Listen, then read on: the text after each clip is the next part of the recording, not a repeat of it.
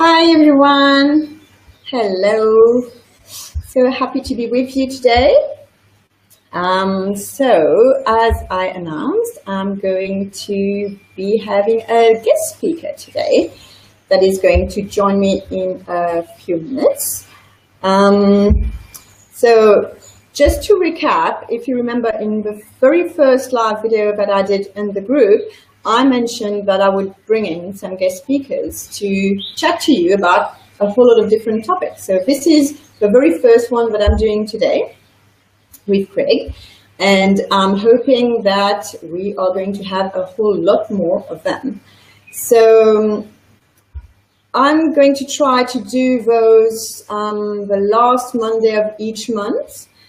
So just like today, but might not be possible all the time, but I'm just hoping that I'm going to keep that for a while so that you get used to it and that you know when to get your guest speakers. Obviously, if you have any topics in mind or any kind of specific things that you would like me to address, we sort of get speakers talk about those, you can let me know and I will see what I can do. So, a few words also about receiving guest speakers. Obviously, as I said also in the beginning, everybody has their own views and their own beliefs about parenting and how to do this stuff, to parent their kids, and there's a whole lot of different ways to do it. So some of the guest speakers may have the same views as me, some may have slightly different views. I just want you to know that, for me, the most important is the richness of having every single little belief and just putting them together and then figuring out what we like and how we want to do things. So that was just one thing that I wanted to put out there. Second thing before we start is that to be able to do this interview today with Craig lives in Japan, and which is very far from me in my little island of Mauritius. So if to be able to do that, we had to use a platform called VLive, and I'm not using my phone. So, and this is the first time that I'm using this platform. So if anything goes wrong, or if we freeze, or if we can't, if you can't hear us, or anything at all, just do let us know in the comments below, and then we will see how to address the problem. And if for any reason we also cut in the middle of a broadcast, then just be a little patient and we'll try and figure out how to get this thing going again. But I'm just crossing fingers and hoping that everything will be fine, obviously. Oh, so let's not wait any longer and welcome Craig with us. Hi, Craig. Oh, hi. Am I Yes, live? you're now live with us. Oh, How wow. are you? Look at that. That's cool. It Wow, is, eh? I'm live. Hey, thanks for having me. I really appreciate it. I get to talk about my favorite subject, how to control children. No, that's not the subject. It's not about control. We'll get into that today, but yeah. Yeah, we will talk about that. So let me just quickly introduce you, Okay. just so that the people have an idea of who you are and where you come from. So I'll just Sure. read your little intro that I have here. So as I said, you live in Japan. Yeah.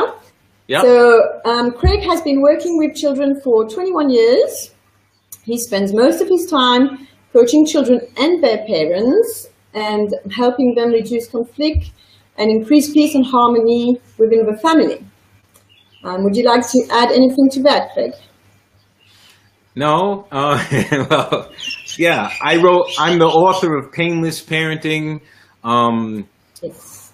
I've been, like you said, I've been working with children for like 21 years, and what I like to say that first is that I don't want to really talk about me so much as I want to create some value for the parents in the house, and I want to say right away is that whoever's watching this and they're a parent, that means that they're wanting to improve and they're wanting to grow and they're wanting to do better. And that's fantastic. And I want to salute you, and I want to say good for you, because there's a lot of parents that are stuck, and they're using their parents' strategy of raising their children, and they know it's not working, but they're doing it on autopilot and they don't know what else to do. And it's like they've given up and they've stopped. They never even start to look at better ways to do things. Wow. Having said that, I want to say this. A lot of the times when we watch videos or we listen to so-called experts, we start to feel a little inferior, or like something's wrong with us, or we're not enough. I want to just stop that right now and say this. Wherever you are fine. You're perfectly fine, and you're doing the best you can with what you have in the current moment, and there's nothing wrong with you. So as I speak about the work that I do with children, maybe you're going to get triggered. Maybe you're going to, and get triggered means you have a body pain experience, some emotions come up for you, and maybe you're going to translate that into, well, I'm not like Craig, or I can't do that with my child. Just breathe and remember, you're enough, you're doing fine, and you're just going to be doing better. This is critical. Why is this critical? Because when your mind says there's something wrong with you, you shut down and you don't let nothing good in, because you're in survival mode and you're in protection mode. This doesn't serve you. This is why you always want to say, I'm a great parent. I'm doing the best I can with what I have. And there's no perfect parent. And it's all good. It's all good. I'm okay. And so is Craig in Japan. And so is Facebook. And so is my child. Nobody's broken. Nobody needs fixing. I didn't come here to fix anybody, right? So we don't need fixing. What we need is some compassion and somebody to give us a little coaching sometimes. Sometimes we just need someone to listen to what we've been experiencing in our life. The last thing we need is an expert to get on video on Facebook Live and tell us how we're doing everything wrong and how this person's way is the best way. That's ridiculous, and I don't do that, so. Perfect. Yeah, that's exactly what we want.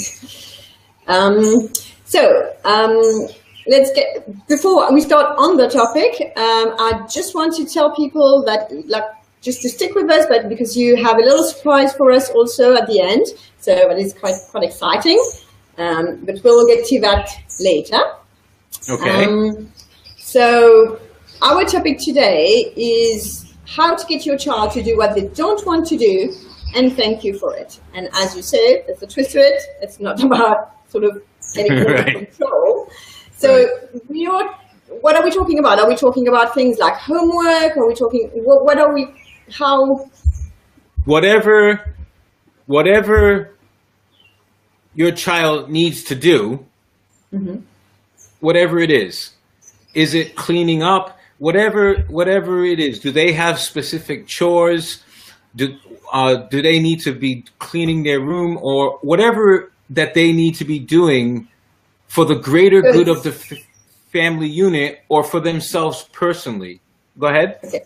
So it's basically sort of anything that a parent would like their child to do, which they believe that like would benefit the family and the child, you know, for later, like, you know, that's tidy, organized, anything, like anything, but that the child is kind of resisting doing or not wanting to do, and things like that. Right. Yeah, because that's what I deal with. People come to me and they're like, fix my child. My child doesn't want to do his homework, or my child refuses to go to school. And they say he's ADD or whatever, right?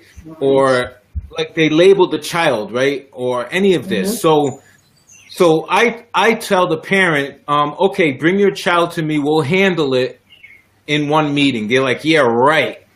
They don't believe that, right? So, Right. so I tell the parent, okay, bring your child to me. We'll handle it in one meeting. They're like, yeah, right. They don't believe that, right? So, so, so I tell the parent, okay, bring your child to me. We'll handle it in one meeting. They're like, yeah, right. so yeah, I usually handle it because I've been doing this for decades. And Okay. so I want to talk about that. Like, how do you get, I, the title was how do you get your child to do something that's good for them and thank you for it or something like that. That's what parents want. We want compliance. We feel that we have the child's best intentions in mind. And if they could just do what we say, life would be so much easier because we're the parent, right? Right. Unfortunately, that's not how it works. And that becomes frustrating for parents. And then they get angry and they get triggered, and now then things can get unhealthy really fast. So let's go for some understanding here, okay? Right. Let's try to understand what's going on. But I want to encourage whoever watches this video. I want to encourage you to not only look at yourself as a parent, but also a friend, a coach, and a leader. And be able to wear those hats simultaneously. Because a lot of the times we get stuck in a role of parenting, and a lot of the times that the only frame of reference we have of a parent was ingrained in our psyche as a child, and our model of a parent is our parents, and we use our parents' strategies and techniques to manage our children, but those strategies and techniques are outdated, or they don't fit our child's personality. And then we get stuck. So I want to just encourage everyone to think in broader terms of what your identity is. So if I say, try to imagine yourself being a coach and being a leader, well, what is it that a coach does? What is it that a leader does? And then borrow strategies from those bodies of knowledge so you can be more resourceful and have more tools, as opposed to showing up parenting from one perspective. So I want to encourage you to have multiple perspectives. And there's 1,000 ways to wash dishes. There's 1,000 ways to raise children. So you want to take in a lot of that stuff. So let's go for an understanding first. When a child's not doing something that you want the child to do, 99% of the time there is some resistance, okay? Yeah. And resistance isn't bad or good. It is just that. It's resistance, okay? So what I do is I enter the child's world and I try to re-engineer what they're experiencing. And based on my experience of doing this, here's what I know. When a child's not doing something that you ask the child to do, then they have some resistance that boils up in them. It's a very uncomfortable feeling. And they don't know what to do with this feeling. One part of them knows that they should be doing this task, and another part of them doesn't want to do the task, and then there's you. And why they feel this uncomfortableness, they're looking at you. So guess who? They associate this uncomfortable feeling to you. And and as a parent, if you say, here's what most parents do. I know, because in the beginning of my career of working with children, I tried manipulation, I tried bribery, I tried using anger as leverage, and it didn't serve the child, it didn't serve me. So what happens is the parents feels this tension, and they feel like disrespected, like they're working so hard to be a parent, and they just need some compliance to keep this family moving forward. And what's the big deal? Why can't the homework get done? Or why can't you clean the room? Here's the problem with that. That's about the parent and the parent's outcomes and the parent's goals. And it's not about dealing with what's really going on. And that usually leads to a gridlock. And and that becomes very unhealthy, and maybe there's going to be an emotional explosion again. So let's go for the understanding first here. What we know what's going on with the child. What's going on with the mother is when the child refuses to do homework. Let's use homework for an example. I don't want to do this homework. I don't want to do it. You haven't done your homework yet. Why haven't you done your homework? And the child's like, I don't know. Leave me alone. Blah, blah, blah. What happens as a human being is the amygdala, the primitive part of the brain, gets triggered. And this is why we should study biology and figure out what is this human thing that we're living in, and figure out how this thing works. The amygdala gets triggered, and the amygdala's job is to fight or flight. So the parent will say, you do that homework right now, or you're not going to go to the movies. That's fight. Okay. Or the parent runs away to clean the kitchen or something, or do something in another part of the house. That's flight, because they don't want to deal with it. Right? So now... So they either confront it, or we just run away. Right, and there's a confrontation, or they run away. It's fight or flight. It's called the lizard. Okay. I wrote about this in my book called Starve Your Fear. A Harvard brain scientist figured out that we have 3 brains. The most primitive part of our brain is what gets triggered, and we think it's a life or death situation when we get triggered. And what a lot of parents do is, oh my God, my child's not doing his homework. All that money for private schools.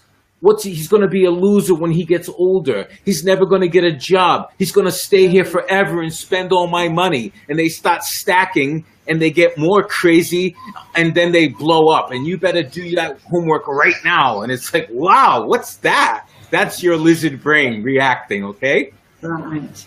So if you find if you find yourself in reaction, just know this. It's perfectly normal to feel that way, and none of us can control it because it's an automatic reaction. But here's the deal. When that happens to you, 3, 2, 1. You got to do that. 3, 2, 1. Just say 3, 2, 1. What that's going to do is it's going to engage your prefrontal cortex, which is in charge of strategic thinking, language, and it's going to balance out your brain so you're using all parts of your brain. Because if you come from the lizard brain and you act on that, you're going to regret. Have you ever said something to your child and later you felt bad about it and you said, man, I wish I didn't say that? Well, I think that happens to all of us. Yeah, that was your lizard brain that said that. And that's because we let the lizard brain, the temporarily insane part of our being, take over and handle things. But the problem with the lizard brain, it only knows how to fight or flight. Okay. So let's talk about the protest. When that child, okay, now we understand what's going on. We understand the problem, okay? This is the problem. Now, let's go back to why, people say I'm amazing for getting children to do things. I can get them to do their homework. Yeah, somebody just wrote the reptilian brain, right? Okay, do you want me to show that? No, that's okay. Okay. No, because that's enough, because we can give them references later. I want to give my big ideas, right? Okay. So people know me because I can get children to do anything. I can get them to do their homework. I can get them to stop fighting with their siblings. I can get them to stop speaking properly. That's not what my expertise is. My real expertise is my ability to deeply connect with children. And once I establish a deep connection with the child, and what that means is this. In Painless Parenting, my book, I talk about when you plug in an Apple product to the computer, you can't use it until it connects fully and it syncs. Right. That's what I do with children. I sync with them, and then they feel like I know them and I respect them, and I have their best interests at heart, and I would never, ever disrespect them or do anything to hurt them. And once that's established, when we're talking about responsibilities and things, everything's a negotiation, everything's a behavior issue. Nothing has to do with the human being. The child is perfect in every way. This behavior needs some work to get to a certain destination. So we're trying to get homework done, or we're trying to get some kind of outcome. The child's behavior never equals the child as a human being. That doesn't get touched. So let me give you an example to illustrate this, so everybody knows what I'm doing. Mom brings her child to me with a stack of homework, and she says, he's not doing his homework, he's in big trouble, blah, blah, blah, blah, blah. I heard you can get children to do anything, please get them to do the homework. And I said, okay, no problem. All I ask is that you just be patient and sit and watch me for 30 minutes and don't interrupt me, and I promise we'll get that outcome of yours today. And she's like, yeah, right. She's looking at me like, okay, fine, you know? So the child, 6 years old, sits down in front of me, and I said, is this your homework? Is this your homework? He said, yes. I said, do you like homework? No. Me too. And I take out cookies and milk. And I say, I love cookies and I love milk, and sometimes I like to blow bubbles through my nose with milk, but it's messy and my wife is really mad when I do that, so I shouldn't do that. This child starts to think I'm crazy, but he says, I kind of like this person. And then I'm joking about if my wife catches me making a mess with the milk, she's going to be really mad at me, so I have to be careful. And the child asks me, what grade are you in? Like, what grade are you in? Because he thinks I'm a child. I'm being childlike and playful, and what am I doing? What am I doing is I'm bringing him back to who he really is, which is a 6-year-old, a playful child that likes to play, he likes to fool around, and he doesn't like homework. That's what I'm doing. And we're going back and forth, and the mother's like, oh my God, what have I got myself into here? And so I said to him, this is your home. So now I have rapport. He likes me. We played some card game, and we're having a fun time, and life is good. Now he trusts me, and we have created a base. This is our home. This is our emotional home. And when everything's get difficult, we can go right back to that place. Right. This is what I teach parents to do. The mother's like, well, what about the homework? What about all the money I spent on the private lessons?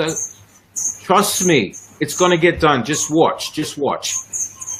So I said, by the way, where do you do your homework? At home. But where? He said, at the kitchen table. I said, the kitchen table that you eat dinner at? And he said, yeah. I said, is it big or small? He said, oh, it's big. I said, oh, it sounds uncomfortable to me. And he goes, yeah, it is.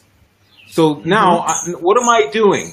I'm running in my mind, I'm running a checklist of what could be stifling this child. Now, I know right away that if I pull out a small table and a small chair and let him sit in it and make him feel like he's in control of his environment, instead of he's going to fall off a big chair or something, he's more relaxed and more, his environment he feels like he's controlling his environment. The child has to feel safe, right? Right. But that wasn't the issue. The issue with this child was the mother was making the homework more important than the child. And when you do that, the child will resist you. And when the child resists you, the homework's not going to get done. Right. So what I demonstrated to the mom is that the child is more important than the homework. The homework is a bonus.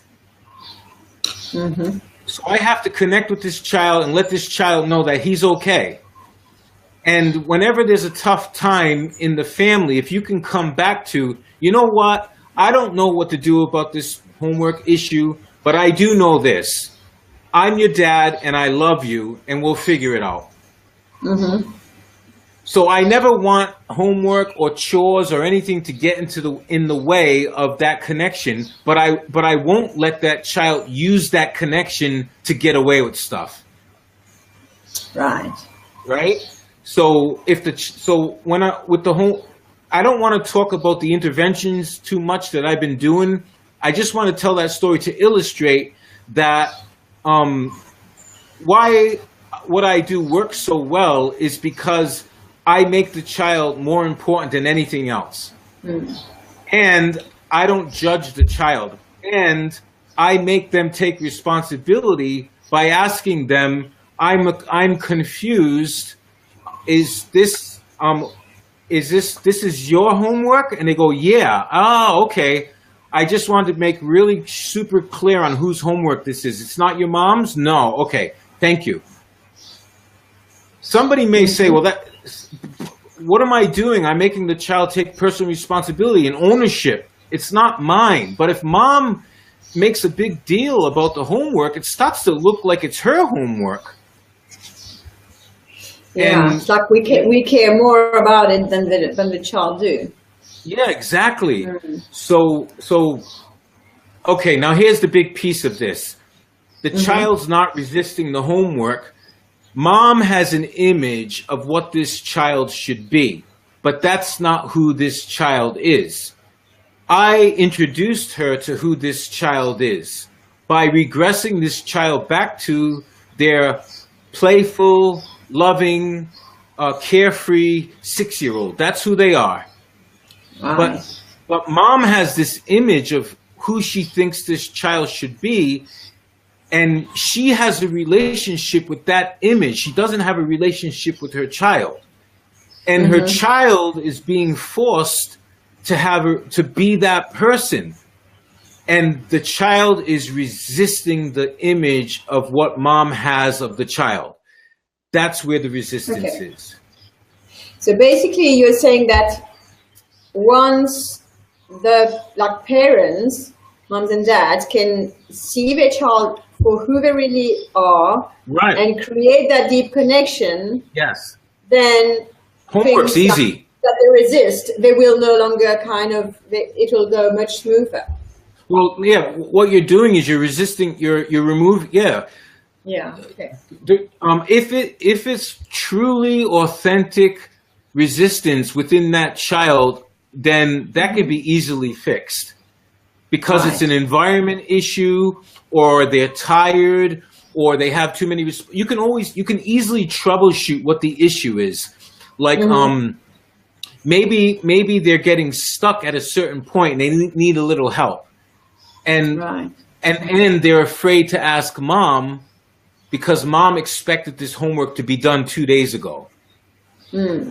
So there's a lot of things that could be going on, but I don't start to troubleshoot until I have that connection. Definitely. Because without that connection, we're just that's when manipulation comes in.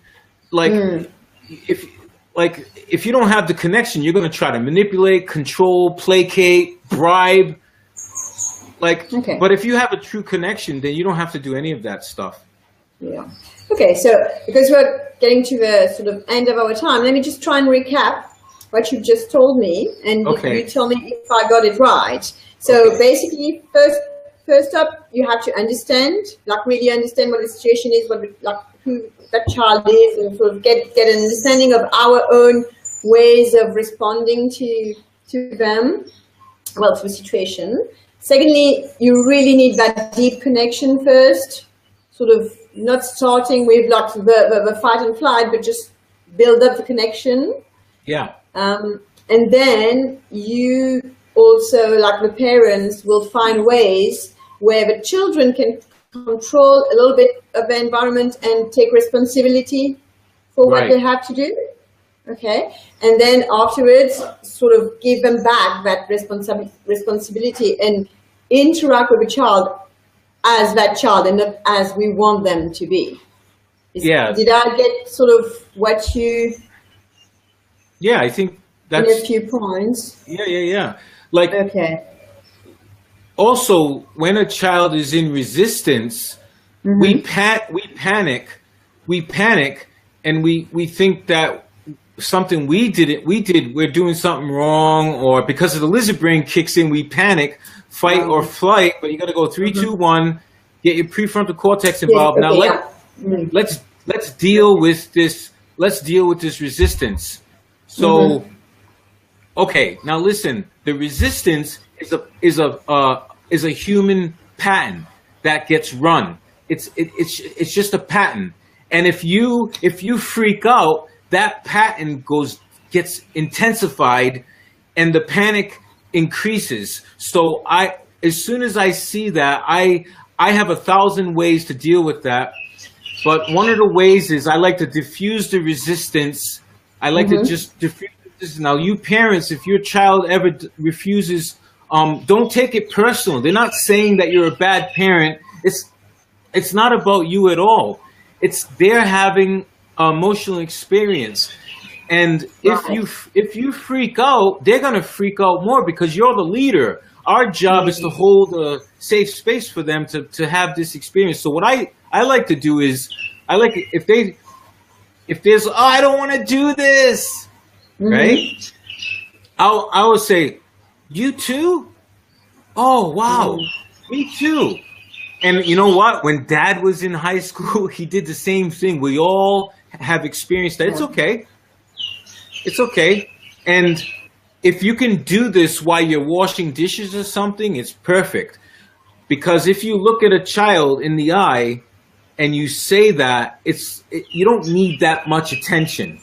And you don't want to make it bigger than it is. They're just having, a reaction to not wanting to do something. Maybe they want to play video games. Maybe they want to color. Maybe they want some chocolate. Maybe they need to go to the toilet, but they haven't been and they're holding it in. Who knows?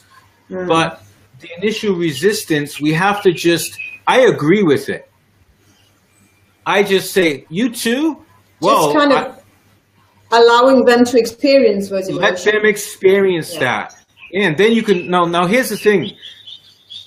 Replace reaction with curiosity. No judgment, no control, just be super curious. That's a good one. Yeah, like, I'm really curious. Like, hey, wow, really? How do you do that? Like, how did you do that? Well, I thought about all this work, and then I thought about I don't have time, and oh, that's fascinating. Well, wait a minute, slow down. What about if you just thought about the homework as just the first problem only, and just look at that for a moment? Then how does that make you feel? Just try that for a minute. Oh, okay. First, wow, that's strange. Well, what's strange? So I play with it. Yeah, so it's like sort of, rather than fighting or the fight where you were talking about, it's just more like a dance, like playing with it and being curious about it, and just all communication. Yeah, all effective communication is a dance. Right. If you're doing this, if you're doing tug of war, push and pull, something is wrong. Something's not, because this pull. Now, if your child's really young, like 3 years old or 2 years old, and that child is in a toy store with you, and that child's freaking out because he wants you to buy this toy right now, and he's being demanding, and he's doing what a lot of 2-year-olds do, that's when you pick the child up and you say, I love you, and you're going to need to have a temper tantrum and clear all that energy out, and I'm not going to judge you. I'm not going to punish you. This is going to be embarrassing for both of us, and it's okay. It's not okay, but it's okay that it's not okay, and we're gonna get through this. When a child's freaking out or in resistance, it's like a test. It's a test of our leadership, and it's a test of our love. And if we take it personal, and it's like that's because we're giving into our lizard brain's reaction, and we escalate it. That's terrible. And Okay. that's, yeah. Yeah. Perfect. Yeah. Great. Well, that was super, super great advice. Thanks, Craig, so much You're for welcome. your input. Let me just. I think I'm talking really loud and no. I don't know. We'll see in the replay. I feel we'll see later on the replay. Right. Yeah, it's just feeling your passion for the subject. So basically. let me just share this with you. You'll notice that your child could be two types of children, external or internal. External meaning they look at other people for what to do. Internal meaning they go within to decide what to do. If your child's internal, give them choices all the time. Would you like to do your homework before dinner or after dinner? It's up to you. Children that are internally driven, that means they go within to check first on what they think. Okay. They love to feel that. They love choices. And they go, well, I guess I'll do it after dinner. You go, that's great. Give me a handshake. That sounds a good deal to me. And if you need some help, I'm one room away, and I'm more than happy to help you. But here's the deal. I'm not going to do it for you, okay? And that's fair to ask, right? I can't do your homework. So at the end of the conversation, I always try to make a little joke or be light and make that human connection again, letting them know that, hey, I'm here for you. But I'm making a boundary about whose work this is, right? And yeah, but always give them back that responsibility. Yeah, and if they're externally driven, then you can still give them a choice, but you can also say, if you don't understand or you get stuck or anything, I want you to ask me right away because I probably did this before when I was in school. Okay. So like allowing them to get to ask and to get to somebody else to be able to. You want here's what you want. You want them to feel like they're in control and they have a relationship with their own responsibilities, and you're going to give them all the love and support that they need, but you're not going to do the work for them, and you're not going to get into a tug of war or fighting or any of that crazy stuff, because that's not what this family's about. That's not what we do in our family. This is, Cool. So great. Let me just check if we have, I don't think we do, but I just want to check that we don't have any questions that came in via my profile or via the live, just in case it didn't go into the platform. Okay. So, no, it doesn't look like it. Obviously, if people have questions afterwards, they can post it like in the comments when they watch a replay or something, because I know quite a few people, it was not a good time for them. They did mention it. So I'm sure Craig will sort of be happy to just answer a few questions afterwards if they have any. And then you can always, like, even if Craig is not available, send them to me and then I'll pass them on to Craig. And I will also put all of Craig's detail, like if you want to connect with him further, I will put like all the details of his website, of his page, like everything in the comments, so you can always find them there and then go to his content. And I do believe that you have a surprise for the people who watch this video. I do. So for the next 24 hours, whoever contacts me, send me a PM, send me a private message, send an email to Craig DeSauce, Painless Parenting contact form, and ask me for the book. I'll send you the digital version of Painless Parenting, absolutely free. I know what we're doing. We're parents. It's really hard. It's really hard. It's very stressful. It takes us. We have to grow up, and we have to learn, and we have to lead by example. And this is really hard work. So so I want to give you an extra. So this is so nice. So for the next 24 hours, you can just contact Craig. by email or by personal message, and then he will just send you a copy of a his digital book, Painless PDF Parenting, document. To you directly. So, that's brilliant. Thank you so much, Craig. That's so nice. You're welcome. And thank you for being with us. I mean, it was a great first guest speaking that I had on my group, and I loved it. So yeah, I'm intense about the subject. I love the subject, and oh well. I get to, yeah. But thanks so much. That's like really, really super valuable for all the parents in here. And see you later or another time. Okay, fantastic. All the best. Yeah. Bye. Bye-bye.